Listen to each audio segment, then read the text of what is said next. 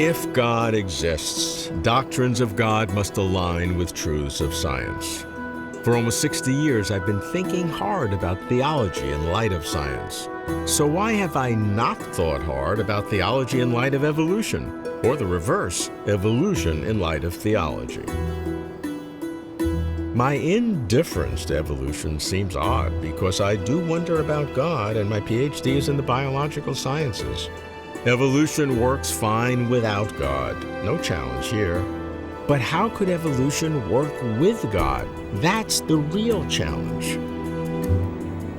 So here's my approach. I will assume God exists, then ask, what follows for evolution? In other words, if God, what's evolution? I'm Robert Lawrence Kuhn, and Closer to Truth is my journey to find out.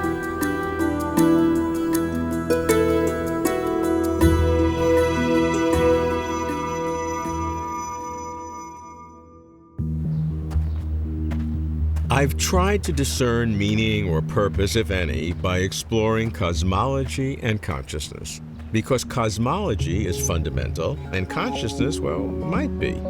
But not by exploring evolution, because evolution is not fundamental. But evolution concerns human origins, and origins can reflect meaning and purpose, if any, which could affect theology, complement it, or contradict it. So if I were to believe in God, how could I handle evolution? I begin by arraying the issues, the problems, or difficulties that evolution brings to theology. I ask a theistic philosopher who takes evolution seriously, Michael Murray. We meet in St. Andrews, Scotland. Michael, what are the issues involved knowing evolution is true and having to deal with theology, which you know is true and I wonder is true? Let me say something first about what we mean by evolution. So there are three central components. The first is the idea that there's changing gene frequencies over time. There's something that's happening as we go through an evolutionary lineage where certain traits are becoming more common and other traits are becoming less common, and that happens because gene frequencies are changing. The second component of evolution refers to common ancestry, so the idea that all organisms that exist spring from some single common ancestor. And the third component, the changing gene frequencies over time, is just referring to something we observe, but then evolution also involves certain mechanisms that explain those changes. And the one that most people are familiar with is just variation or mutation and selection. And when we think of evolution in that way, it intersects with theology in a variety of ways. So let me give you an overview of what those are. So the first has to do with the compatibility between the evolutionary story and the various claims about origins in revealed sacred texts. Secondly, religious believers in many traditions believe that God was involved in some way in the origins of life, or at least in the origins of humanity in some way. But it looks like the evolutionary story is a purely naturalistic one. So how do we reconcile those two? Where does God come into the picture? A third area has to do with what looks like the way in which suffering and evil is intrinsic to the evolutionary process. So death, predation, the sort of waste that comes with extinctions, the suffering that's involved in all of those things, looks like it's incompatible with the existence of an all-good creator. Another issue that comes up here has to do with evidence of purpose. So it looks like, according to some evolutionary biologists, evolution is a purely random process. And the sort of randomness that's involved in evolution seems to indicate that it's not a purposive type of process. And that seems in tension with theological views that hold that God's revealing God's purposes through creation and through the processes that lead to the diversity and complexity in life. And then finally, there's the question that's really related to that question about whether or not there's evidence of directionality or teleology in the overall course of evolution. So some people, like Gould, claim that there's none, and others, like Simon Conway Morris, claim that there's a lot. That is, if you were to replay the tape over and over again, you get this very same result, and that should lead us to look for guardrails in evolution. But you don't mean to imply that there's an equal number on each side. I would think the skew is heavily to the former, not to the latter. Well, when it comes to the question of randomness, I guess everyone agrees that there's a certain element of randomness in evolution. When it comes to directionality, I think there's an increasing number of biologists who are agreeing that there are certain kinds of directionality. Now, whether it's purposive directionality is another question. Just to set the correct status. The percentage of working evolutionary biologists is heavily skewed, though, still to the Stephen Day Gould model. That's probably right. So where, having looked at the potential incompatibilities, where do you see compatibility? So two things come to mind. The first has to do with this question of directionality. So for most theists who believe that God's purposes are being lived out through the natural world, one would expect that if we have a natural history that goes from the Big Bang to something like we see today, where we've got complex forms of intelligent life, that there's got to be something in the process itself that's leading in that particular direction. And I think that leads some people who have these kinds of theistic motivations to go back and look at the record and ask, well, is there anything like that? The second comes out of the work that Al Plantinga did in the evolutionary argument against naturalism. The summary line is, if you're a naturalist and an evolutionist, then it looks like you end up with certain kinds of paradoxes. And the only way you can resolve those paradoxes is to invoke something like a divine creator who ensures that what we get is reliable belief forming. So there are two ways that can happen fundamentally. One is that from the beginning, the way the laws were constructed enabled, even though it looks random on the surface, that there was this teleology built into the process, and that God didn't have to fiddle with the dials during this period of time. The other says, whatever it was to begin with, God had to make minimal interventions. And so those are two radically different ways that the world could work. Both have a teleology. Yeah, it's an interesting question, and I think what we've seen in the course of the history of theology is vacillating between these two different poles. So at different junctures, when new theoretical paradigms become predominant in the sciences, you get theologians arguing, well, see, this is evidence of the divine engineer, the divine clockmaker. I mean, some people argue that first view, the view according to which God sets the laws in motion and it brings about the thing that God wants to bring about, just isn't sustainable because of the kind of randomness that we find in the world. That's probably wrong, because even if there are random processes, if God were to put in place certain kinds of guardrails, right, it can force evolution. And quantum mechanics may not be the ultimate, there may be something below that. I like the clarity. Michael stresses four tensions between theology and evolution. Origin stories in sacred texts, God as creator of life and human life, vast suffering and apparent waste in evolution, absence of purpose in randomness of evolution. I find two fundamental questions. First question, does evolution have directionality or teleology? Or is evolution entirely random, without path or purpose? But even if evolution does have guardrails, as Michael suggests, could those not be natural consequences of physical laws, selected for by randomly evolved observers like ourselves in a vast ensemble of multiple universes? Second question, if God as creator does exist, and if God had a primordial plan to create human beings, how could God work through evolution? What could be the mechanisms? Proponents have answers.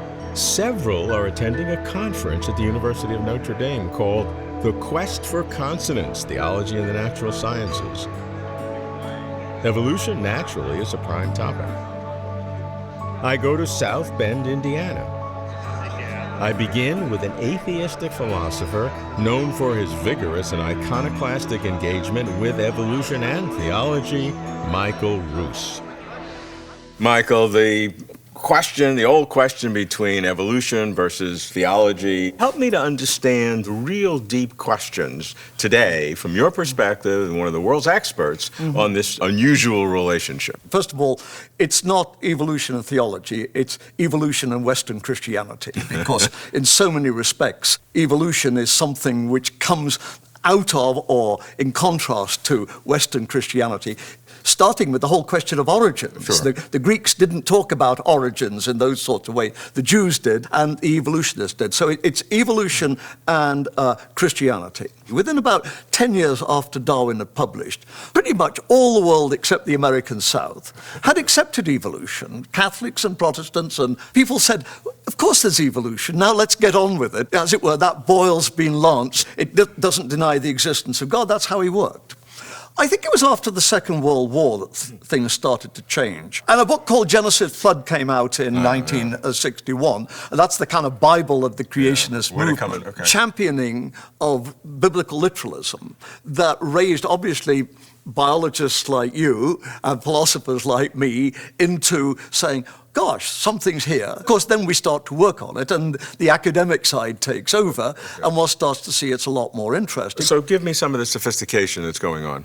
Well, I think one of the big issues, for instance, that people are very interested in is issues to do with the whole Christian story, the Augustinian story of original sin. Why did Jesus die on the cross? He died for our sins. But why are we sinners if we're made by a good God? Because of Adam's sin, and the whole story like that. Now, along comes evolutionary biology, and particularly more recently, paleoanthropology. We now know a huge amount about human evolution. We know there wasn't one Adam and Eve. And more than that, we know that Adam and Eve's mum and dad were just as nice, but also just as nasty as the rest of us. So there's something wrong here. Now, the Richard Dawkins approach is to say that clearly shows that Christianity is false, move on. The other way is to say, well, hang on a minute, not every Christian believes in the Augustinian story. So I think what you're starting to see now, though, is a much more nuanced engagement over the science-religion relationship,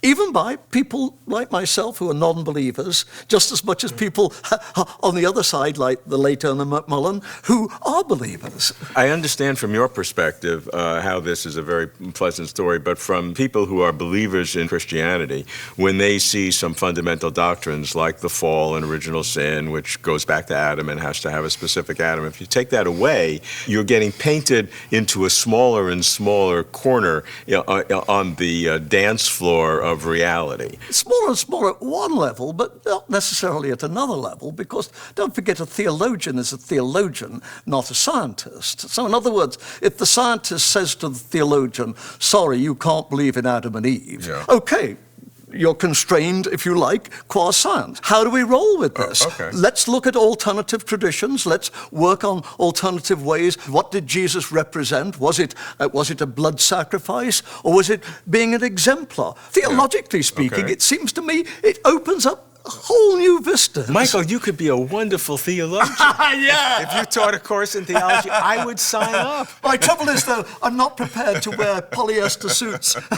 and a tie. Okay, very good. Are you happy to be called a debunker? Well, I'm certainly a debunker about morality. I would probably apply it to religion, too. But my feeling is a little bit like Charles Darwin in The Descent of Man. He spends a huge amount of time talking about morality and this much time talking about religion, because at some level he feels that kind of debate has moved on. He's not anti-religion, he just doesn't see the conflicts in quite those sorts of ways. Michael himself is a proud atheist, yet he does not begrudge believers their beliefs, provided, of course, they conform their theological doctrines to evolutionary science. A bit patronizing, perhaps, though social tolerance is usually a good thing. How could theology so conform?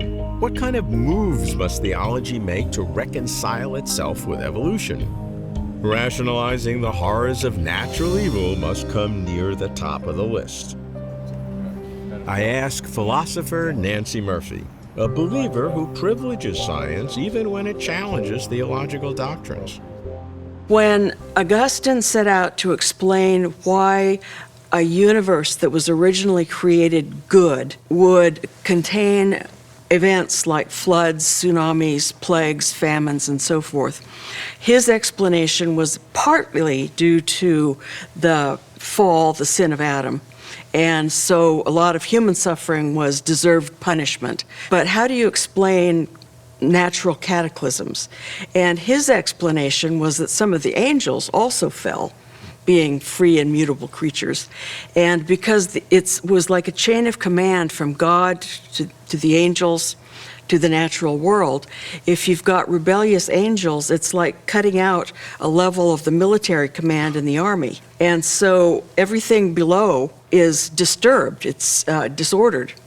And so that was an explanation for natural evil that was maintained for centuries. When any biblical basis for the fall of Adam, and especially for the fall of angels, theologians and philosophers focused on human moral evil, but never paid much attention to what we've called natural evil. and certainly not enough attention to the suffering of sentient beings. And here evolution, of course, is relevant because we now know that there were sentient beings suffering and dying long before there were humans to sin. What I look at is not evolutionary theory, but the so-called fine-tuning of the cosmological constants that determine that we live in a world that has natural laws almost exactly like the ones we've got. And when you ask, why are there earthquakes, why are there tsunamis, why are there deadly parasites, these things happen as a result of laws of nature and cause the suffering. But those laws had to be that way. The question I'm asking is about evolution per se, which is the way that, if you believe God created the evolutionary process or enabled that, you have to believe that's the best, the optimal way to do that. Well, I don't know that you could say that's the optimal way, but it's just obviously the way that God did it.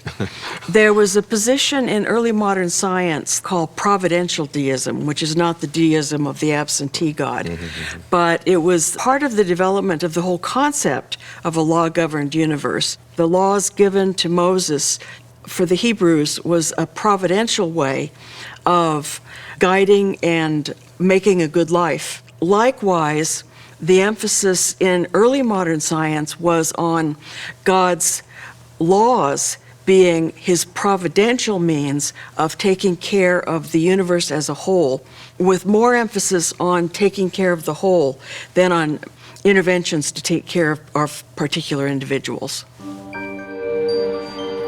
I agree with Nancey that the laws of nature certainly seem to operate within tight boundaries. But I'd not quickly buy the argument that an omnipotent creator of the universe, if such a being exists, would be bound by such simple constraints and thus compelled to allow natural evil. If a creator God exists, I'd suspect another kind of explanation. Perhaps God planned. Perhaps God doesn't mind all that evolutionary suffering, an explanation that gives theologians heartburn. Can theology ever be reconciled with evolution? If so, perhaps only in non-traditional ways at deeper explanatory levels. I ask a theologian whose different kind of Christological vision takes an expansive view of Christ in the world. With doctorates in biology and theology, she is director of the Notre Dame Center for Theology, Science, and Human Flourishing, Celia Deane-Drummond. When I started thinking about theology and evolution, was the focus has always been on God and evolution and making those two things compatible between, how can you be a theist and also be an evolutionary biologist? But what I thought hadn't been tackled sufficiently were two aspects. One was Christology. How can you believe in Christ as being divine and human and also believe in an evolutionary world? And how can we think about humans being in the image of God, but also believe in this evolutionary narrative? The way I tackled it was actually to try and answer the Christological question first. So my first project was Christ and Evolution, and I subtitled Wonder and Wisdom.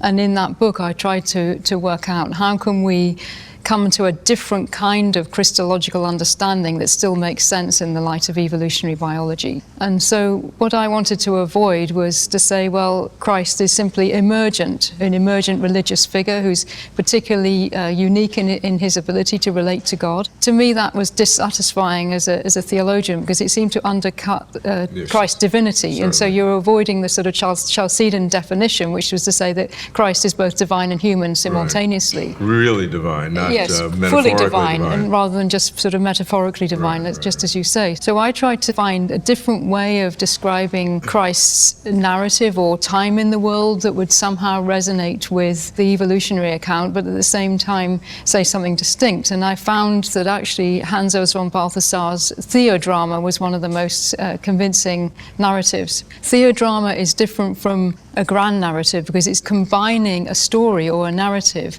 in a drama with existential understandings of what it is to be human. Theodrama was about participating in the actual drama of Christ. So Christ's incarnation, death, life, death, and resurrection is the kernel of the theodramatic process. Now, the reason why this is interesting in relation to evolution is that each stage of the drama includes aspects of contingency, but also aspects of determinism, if you like, or a frame of thinking of things where things are sort of moving forward. So the common ground between Christology and evolution, for me, was this dramatic narrative. So the agency wasn't just about Christ's agency, but started to include the agencies of these other creatures in the evolutionary process that then were caught up in the evolutionary story and became part of this theodrama.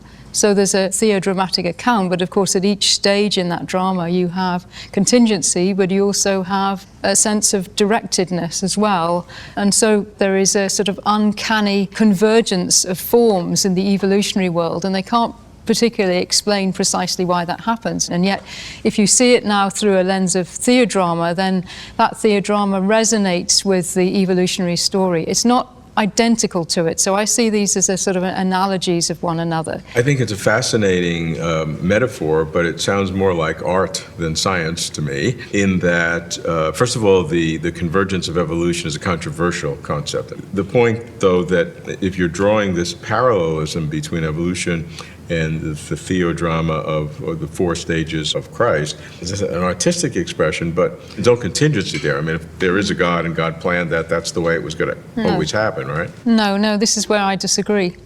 I think there's deep contingency. You think Christ is contingent? I think that Mary's yes could have been no, otherwise she doesn't have pure freedom. When Mary was asked by the angel Gabriel, will you become the handmaiden of the Lord? She said, do it unto me according to thy word. She could have said, I don't want to do this. You think she really understood what the question was? I think she didn't understand, but she was prepared to risk it. And you assume contingencies on both sides, contingencies on evolution and contingencies on God's relationship with the world, particularly with Christ. What are the implications of that? I think the implications are that we don't live in a fixed universe. Even as far as God's plan is concerned? Yes, there are different possibilities. There isn't such a thing as God's plan. It's a kind of fixed mode, and I think that's a mistake. And I think that's what theology can learn from evolution. Celia offers radical links between evolution and theology, looking to theodrama, a kind of participation in the Christ experience, as mediating between the contingency of evolution and the determinism of theology. Although, well, something of a stretch, the unusual idea confirms that real reconciliation remains a real challenge. Having explored theological moves to co-opt and explain evolution, I circled back to the basic question: if God exists, how does evolution work? I meet a distinguished evolutionary biologist and philosopher of biology who in his early life was a Dominican priest and in his later life reflected on evolution and theology. Francisco Ayala. Francisco, can you differentiate between the God who made the evolutionary process and then sort of stepped away from an evolutionary process that was designed specifically to yield human sentient creatures? Can you differentiate that? Well, the second one, you have the issue of intelligent design again. God designed the world so they will produce the human beings that we are now. Yeah, so the same problem occurs. Somehow God would have to account for all the problems we have. And not only ourselves, but the problems that exist in the living world and in the whole world. You know, all the galaxies are collapsing and stars are disappearing. So what's your ultimate conclusion between evolution and theology? Well, that accept evolution, what we know about the origin of organisms and the origin of humans as we are, and then presence of God there for the people of faith is there. Does not need to be removed. This is an interesting issue that puzzles very often theologians. So what do you do with God? Are you willing to accept that we were created by God? It is possible to accept that we were created by God and that we are the product of evolution. It is not for me to challenge evolution, nor to use evolution to challenge theology. Harmonizing evolution and theology is not my goal. Forced congruence would be self-deception. I'd not prior pursued evolution because I was sure nothing would follow. God, no God, evolution would seem the same. I am no longer so sure. The default explanation is atheistic evolution, accidental and without purpose for humans, which is obviously consistent with science. If God exists, here are three options. 1. God intervenes to guide evolution in ways discoverable by science. I don't think so. 2. God intervenes to guide evolution, but in ways imperceptible to science. If that's possible, by definition, it would be impossible to confirm. 3. God set the laws of nature so perfectly that evolution would ultimately bring forth sentient creatures without God's further intervention. If God exists, this would be my bet. But I'd remain deeply dissatisfied and open to radical ideas not yet on my list. I'm sorry I do not have further clarity to get closer to truth.